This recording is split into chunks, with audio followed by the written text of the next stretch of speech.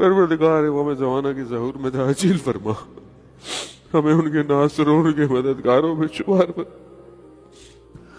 روز امام رہبر کی سلامتی کا صدقہ نکالتے تھے، آج صبح میں نے کہا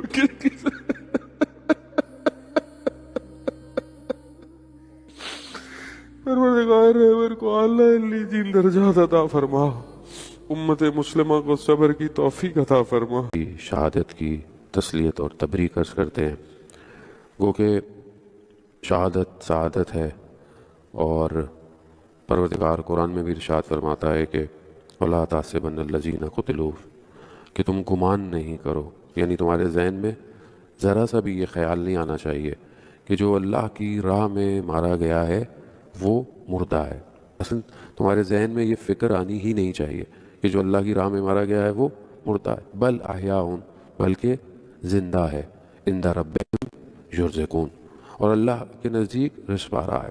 وہ یہ بہرحال ہمارا ایمان ہے کہ من ماتا حب آل محمد ماتا شہیدہ، جو اہل بیت کی محبت میں مر جائے وہ شہید ہوتا ہے، لیکن جو اس راستے پر مر جائے اس سے بہتر موت انسان کو نہیں آتی۔ امام حسین علیہ السلام خود ارشاد فرماتے ہیں کہ بستر پہ مرنے سے بہتر ہے پروردگار تیری راہ میں میرے بدن کے تلوار سے ٹکڑے ہو جائیں۔ تو اس پراسپیکٹو سے دیکھا جائے تو یہ سعادت ہے، یہ ایک بہت بڑی اپورچونٹی ہے، اللہ تعالیٰ نصیب میں کرتا ہے، ہر کسی کے نصیب میں نہیں ہوتی ہے۔ اللہم ارزقنا شہادہ، خدا مجھے شہادت دے۔ اور ویسے بھی جو کچھ قطرے جو ڈراپس جو خدا کو پسند ہے، اس میں سے ایک قطرہ شہید کے خون کا قطرہ ہے جو سب سے پہلے زمین پہ گرتا ہے۔ تو لاس نہیں ہے، کیونکہ بہرحال مرنے والا زندہ ہے، باڈی چلی گئی ہے، روح تو زندہ ہے، اور جس جگہ وہ گیا ہے وہ یہاں سے بہت زیادہ بہتر ہے۔ اور پھر ایک شخص جس کی زندگی ایسی ہو کہ جسے آپ کہیں کہ یہ خود زندہ شہید ہے، یعنی جس کی زندگی صبح اور شام ہی اسلام کے لیے ہو، اللہ کے لیے ہو، اس کے دین کے لیے ہو، وقت کے امام کے لیے ہو، اس سے بہتر اور کوئی لائف نہیں ہو سکتی۔ یعنی ایک آدمی اتنی زندگی گزارے، موت تو برحق ہے، موت سے تو کوئی انکار نہیں کر سکتا، موت تو کسی بھی طریقے سے انسان کو آ سکتی ہے، بستر پہ بھی آ سکتی ہے، حادثہ بھی ہو سکتا ہے، اینی تھنگ ہیپن، لیکن انسان کو ایسی موت مل جائے اور اتنی زندگی گزارنے کے بعد، یہ خدا کی طرف سے بہت بڑی سعادت ہے۔ یقیناً جو لوگ پیچھے رہ گئے ان کے لیے بہت بڑا لاس ہوتا ہے، ایک رشتہ، ایک عام آدمی کا کوئی باپ چلا جائے تو انسان کے لیے کتنا بڑا صدمہ ہوتا ہے، تو امت کا باپ ایک ایسا قائد، ایک ایسا لیڈر، ایک ایسا رہبر کہ جو پوری امت مسلمہ کا لیڈر، جس نے امت کو جوڑ کے رکھا ہونا، ظلم کے مقابلے میں کھڑا ہونا، مظلوموں کی صدا بلند کرنا، چاہے وہ کوئی بھی دنیا کا محاذ ہو، اس کے لیے کھڑا ہونا، اور ایک جرت، استقامت، بردباری، انٹلیکچول، فقیہ، یعنی ہر کوالٹی جو ایک ظاہری طور پر انسان کے اندر ہونی چاہیے، ساری کوالٹیاں موجود، اور کتنا جو ہے وہ پورے مسلمانوں کو اور پورے سسٹم کو اتنے سالوں تک لے کر چلے اور چلاتے تھا۔ Symbol of justice, symbol of bravery انسان اگر دیکھے، اور ایسی آواز کے جسے انسان سنتا تھا تو انسان خود موٹیویٹ ہوتا تھا۔ پوری دنیا ڈی موٹیویٹ تھی، مگر جب وہ ایک آواز، اور پوری دنیا انتظار کرتی تھی کہ وہاں سے کیا گفتگو ہوگی، پوری دنیا کے بڑے بڑے جو پولیٹیشنز ہیں وہ بھی انتظار کرتے تھے کہ ہمیں اپنی پولیٹکس کیسے ڈیزائن کرنی ہے۔ پوئٹس کے پاس بیٹھتے تھے تو ایسا لگتے تھے ان سے اچھا کوئی پوئٹ نہیں ہے، فلم میکرز کے پاس بیٹھتے تھے تو ایسا لگتا تھا ان سے اچھا کوئی سٹوری ٹیلر نہیں ہے، سائنٹسٹ کے پاس بیٹھتے تھے تو ایسا لگتا تھا کہ خوب یہ بہترین سائنٹسٹ ہے، ڈاکٹر سے گفتگو کرتے تھے تو ایسا لگتا تھا کہ سب میڈیکل ان کو آتا ہے۔ یعنی دنیا کا کوئی ایسا پروفیشن، شعبہ نہیں تھا جہاں اس شخص کے پاس علم نہیں تھا۔ خوب یہ ویسے بھی حدیث امام بھی ہے کہ جب کوئی فقیہ دنیا سے چلا جائے تو ایک اتنا بڑا گڑھا، ایک اتنا بڑا ہول ہو جاتا ہے کہ جسے پر کرنا مشکل ہو جاتا ہے، اور ایک ایسا فقیہ، ایک ایسا مجتہد کہ جو سب کا لیڈر ہو، سب کا رہبر ہو، چاہے ایون جو لوگ شیعہ بھی نہیں ہیں، ایون جو لوگ بہت سارے لوگ مسلمان بھی نہیں ہیں، ہر کسی کا دل جو ہے وہ کنیکٹڈ ایک شخص، اور یہ اسپرچل پرسنالٹی ہوتی ہے، یہ ایک ایسا اورا ہوتا ہے کہ جو عمل کی وجہ سے، عبادت کی وجہ سے، خدا سے رابطے کی وجہ سے جو ہے وہ دنیا کے اوپر حاکم ہو جاتا ہے۔ اب ظاہر ہے دنیا ہے، سسٹم ہے، نظام الہی ہے، ایک جائے گا دوسرا آئے گا، اور جب تک اصل وارث نہیں آتا سلسلہ چلتا رہے گا. سب کچھ شوق میں ہے، اور ظاہر ہے کہ جب آپ سب بھی شوق میں ہوں گے، اور ہمیں بھی بہرحال بہت سارے لوگ ابھی تک اس بات کو یقین بھی نہیں کر رہے کہ کیا یہ ہو گیا ہے، کیا یہ ہو سکتا ہے. ظاہر ہے انسان ہے، انسان کی اٹیچمنٹ بہت زیادہ ہے، اور ایک شدید صدمہ ہے، اور انسان کو خود نہیں پتا کہ، لیکن بہت سارے لوگ میسج بھی کر رہے ہیں، اور ساری چیزیں ہیں. پوری دنیا میں سچویشن آپ کے سامنے ہے. جو بہت زیادہ مانتا بھی نہیں تھا، اس کی بھی حالت اس ٹائم ایسی ہے جیسے کہ کوئی گھر کا فرد فوت ہو گیا ہو، اور سمجھ میں نہیں آ رہا کہ انسان کیا کرے. ہر جگہ انسان ایک آہ و بکا ہے. حرم کی ویڈیوز آپ لوگوں نے دیکھی ہوں گی، ہر حرم کے اندر ایک سچویشن ایسی ہے. It's not easy.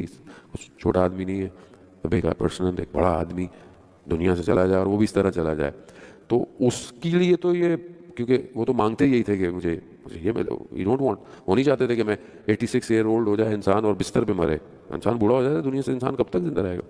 لیکن وہ تو چاہت یہی تھی کہ مجھے جو ہے وہ یہ ملے.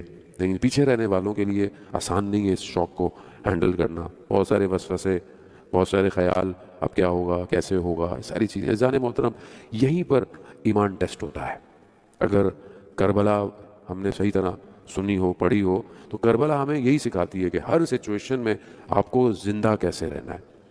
بہرحال ابھی اتنے بڑا ایک انسان چلا گیا، اور وہ بھی اس طریقے سے، تو دنیا سمجھ رہی پتہ نہیں کیا ہو جائے گا. عزیزان محترم، ابھی تو پھر لوگ ہیں، ابھی تو پھر فالوورز ہیں، ابھی تو پھر کمپینینز ہیں. مگر آپ خود سوچیں کہ جب امام حسین چلے گئے تھے تو کچھ نہیں تھا، سب ختم ہو چکا تھا. لیکن اس کے باوجود بھی وہ سسٹم بیٹھا نہیں ہے. یہیں سے انسان اپنے آپ کو مضبوط کرتا ہے. آپ حضرت زینب سلام اللہ علیہا کو دیکھیں، کیا وہ ٹوٹ گئیں؟ کیا وہ بریک ہو گئیں؟ ٹھیک ہے، صدمہ تھا. 11 محرم کو جب وہ اپنے بھائی کے بدن پر آئی ہیں، جو انہوں نے گریہ کیا ہے، جو انہوں نے گفتگو کی ہے، دشمن بھی رو رہا تھا، نو ڈاؤٹ، اس میں کوئی شک نہیں ہے. مگر وہی جناب زینب ہیں جو کوفہ کا گلیاں ہیں، کوفہ کا بازار ہے، شام کا بازار ہے، شام کا دربار ہے. جملہ، گفتگو، یعنی کہیں ایسا تھا کہ یہ خاتون ٹوٹی ہوئی ہے. یہ خاتون کہ جس کے بھائی شہید ہو گئے، جس کے بیٹے شہید ہو گئے، جس کے بھتیجے شہید ہو گئے، جس کے خیمے جل گئے، چادریں چھن گئیں، اور اسیر بنا لیا علی کی بیٹیوں کو. تو تصور کر سکتا تھا کوئی؟ امیجن کر سکتا تھا کہ ایسا ہوگا، یہ ہوگا؟ لیکن استقامت دکھائی. اور ابن سعد لعین کے دربار میں جو جناب زینب نے کہا کہ ما رأیت الا جمیلا، جب انہوں نے کہا نا کہ دیکھو یہ کیا کر دیا، خدا نے کیا کر دیا، ہم نے کیا کر دیا، تو وہ کیا فرماتی ہیں؟ ما رأیت الا جمیلا، میں نے خوبصورتی کے سوا، جمال کے سوا کچھ نہیں دیکھا. تو آج تو سوسائٹی شوق ہے، فیملی کے لیے شوق ہے. آپ نے اپنی فیملی میں دیکھا ہو، فائنینشل شوق دیکھ لیا ہو، صحت کا شوق دیکھ لیا ہو، کرونا دیکھا ہو، بٹ ایسا شوق، خوب یہ ٹیسٹ ہے، یہ آزمائش ہے. بہت سے لوگوں کے میسج آ رہے ہیں، امام کیوں نہیں آتے، امام کب آئیں گے، کیسے ہوگا، خدا کیوں نہیں بدلا لیتا، خدا نہیں. خوب جانے محترم، ہمیں اپنی ڈیوٹی دینی ہے، ہمیں اپنا کام کرنا ہے. وی ڈونٹ گیو ایکسکیوز کہ اللہ تو کیا کر رہا ہے، کیا کر رہا ہے. اللہ کو اپنا، اللہ کی مرضی ہے. وی کین ناٹ گائیڈ خدا. ہم اللہ کو تھوڑی بول سکتے ہیں کہ اللہ یہ کرے. اللہ کہہ سکتا ہے کہ یہ میرا امر ہے، کرو اسے.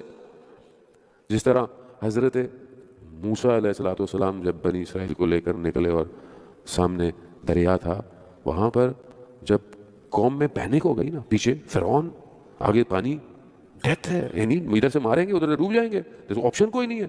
اتنی مناجات کی کہ منجی، نجات دینے والا سیویئر آئے، اور سیویئر لے کر آیا تو پانی کے سامنے لے آیا، اور پیچھے فرعون آ گیا. پینک، کیا کرے؟ تو قرآن کیا کہتا ہے؟ قال اللہ ان مع ربی سیہدین. موسیٰ ان سے کہہ دو میرا رب میرے ساتھ ہے. رب ساتھ ہے. جانے موت، ہم لوگوں نے سچویشنز نہیں دیکھیں. ہم کوفہ میں نہیں تھے کہ جب امام علی کو ضربت لگی، ہم نہیں تھے. We never expect. ہم مدینہ میں نہیں تھے. ہم نے جناب سیدہ کے دروازے کو جلتا نہیں دیکھا.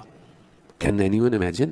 کوئی یہ سوچ سکتا تھا کہ وہ دروازہ جس پر رسول خدا سلام کرتے تھے 6 مہینے تک، السلام علیکہ یا اہل بیت نبوہ، اس دروازے کو امت جلائے گی؟ کیا کوئی سوچ سکتا تھا؟ مگر کیا کیا؟ جناب سیدہ کھڑی رہی، اس ٹوٹی ہوئی پسلیوں کے ساتھ بھی مدینہ کے دروازے کھٹکھٹاتی رہی. کیا تم علی کی ولایت کو بھول گئے؟ ایکسکیوز کرنے کو تو جناب سیدہ خاتون جنت تھیں، ملائکہ گھر میں آتے تھے، رسول کی بیٹی ہیں، اگر کرتی تو میں فاطمہ ہوں، میں کیوں جاؤں؟ مگر گئی اس حالت کے اندر، دکھایا کہ اللہ کا سسٹم امپورٹنٹ ہے، ہم امپورٹنٹ نہیں ہیں، ہم کٹ جائیں مر جائیں، ہمیں اس سسٹم کی بقا کے لیے کام کرنا ہے۔ زن محترم، وی آر ناٹ امپورٹنٹ، ہم نہیں ہیں امپورٹنٹ، ہماری حیثیت کچھ نہیں ہے۔ ہم شکر کریں کہ اللہ نے ہمیں اس انسٹیٹیوشن سے جوڑ کے رکھا ہے۔ اللہ نے ہمیں، تو کربلا کی مثال دیکھیں آپ، کربلا میں آپ دیکھیں نا کہ جب وہاب ابن قلبی کرسچن سے مسلمان، چند دن ہوئے تھے اس کا جب سر کٹا، قلم ہوا، تو دشمن نے ماں کو دیا، ماں نے اس سر کو واپس دے دیا، کہا کہ جو ہم اس راستے پہ دیتے ہیں واپس نہیں دیتے۔ دس از کربلا، ایسے ہی ہے۔ وہ ایک آدمی ساری زندگی کربلا کے لیے گزارے اور پھر آخری اس کی موت بھی اسی راستے پر ہو جائے کہ وقت کا بدترین دشمن، ملعون ترین دشمن جو ہے وہ اسے جو ہے وہ ختم کرے، تو اس سے بڑھ کر